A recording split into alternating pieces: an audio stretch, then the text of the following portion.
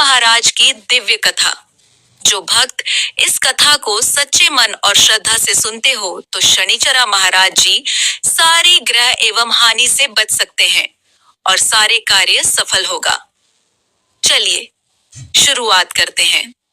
हिंदू धर्म में शनिदेव महाराज को कर्म फलदाता कहा गया है।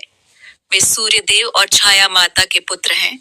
उनका स्वरूप भले ही कठोर माना जाता हो, लेकिन वास्तव में शनिदेव न्यायप्रिय, दयालु और सत्य के रक्षक हैं। वे किसी के साथ अन्याय नहीं करते, बल्कि हर प्राणी को उसके कर्मों के अनुसार फल प्रदान करते हैं। जो जैसा करता है वैसा ही पाता है। यही शनिदेव का सिद्धांत है। पौराणिक कथाओं के अनुसार एक समय सूर्य देव अपनी तेजस्विता में अत्यंत प्रखर थे।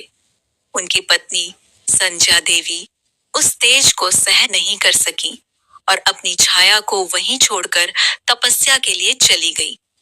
उसी छाया से शनिदेव का जन्म हुआ। जन्म से ही शनिदेव गहन तपस्वी, गंभीर और शांत स्वभाव के थे। उनकी दृष्टि में ही अद्भुत शक्ति थी, जिससे अच्छे कर्म करने वाले को उन्नति और बुरे कर्म करने वाले को कष्ट मिलता था। एक कथा के अनुसार जब शनिदेव बाल्य अवस्था में थे, तब भी वे ध्यान और तपस्या में लीन रहते थे। एक दिन सूर्यदेव ने बालक शनिदेव को खेलते न देखकर उन्हें ध्यान से बुलाया, लेकिन ध्यान भंग होने से शनिदेव की दृष्टि सूर्यदेव पर पड़ गई, जिससे सूर्यदेव का तेज मंद पड़ गया। इससे सूर्यदेव को समझ आया कि उनका पुत्र साधारण नहीं, बल्कि अत्यंत शक्तिशाली और कर्म के न्यायाधीश हैं। शनिदेव को न्याय का देवता इसलिए कहा जाता है क्योंकि वे किसी को बिना कारण दंड नहीं देते। वे केवल व्यक्ति के कर्मों का लेखा जोखा रखते हैं।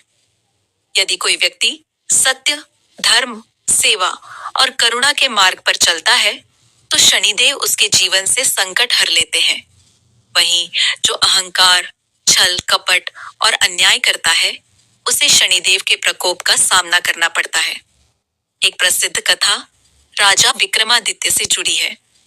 राजा विक्रमादित्य बहुत धर्मात्मा, पराक्रमी और न्यायप्रिय राजा थे। एक बार उन्होंने शनिदेव की शक्ति को कम आंक लिया। शनिदेव ने राजा को अपनी 7.5 का फल दिखाने का निश्चय किया।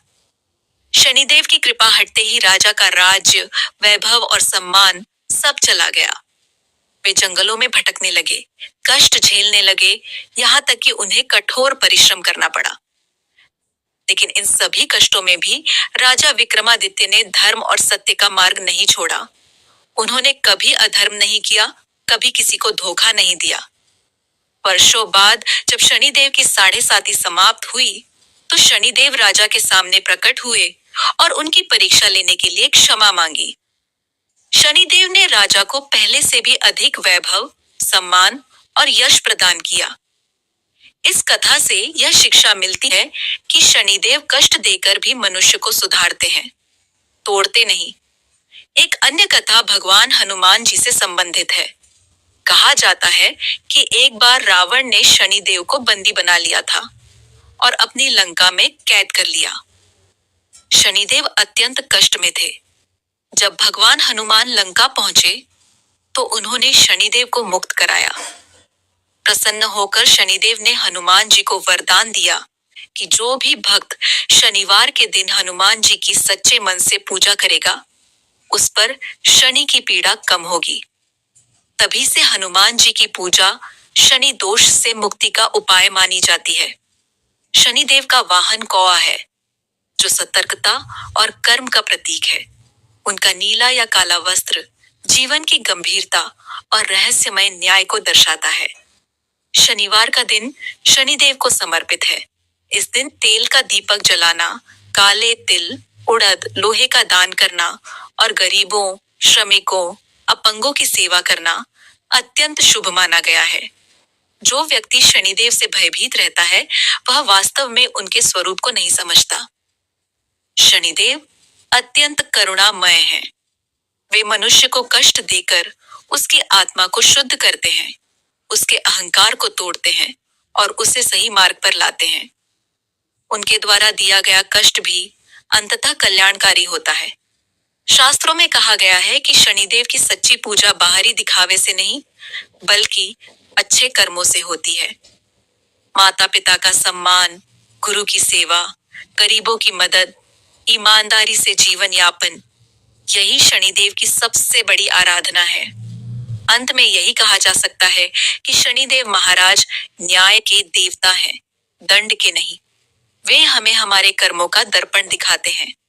यदि हम अपने कर्म सुधार लें, तो शनिदेव स्वयं हमारे रक्षक बन जाते हैं। जो उन्हें सच्चे मन से याद करता है, उसके जीवन में स्थिरता, धैर्य और सफलता अवश्य आती है। प्रिय भक्तजनों, ऐसे ही और कहानी एवं कथा सुनने के लिए हमारे चैनल को लाइक, शेयर, फॉलो और सब्सक्राइब करें। धन्यवाद आपका। दिन शुभ हो, मंगलमय हो।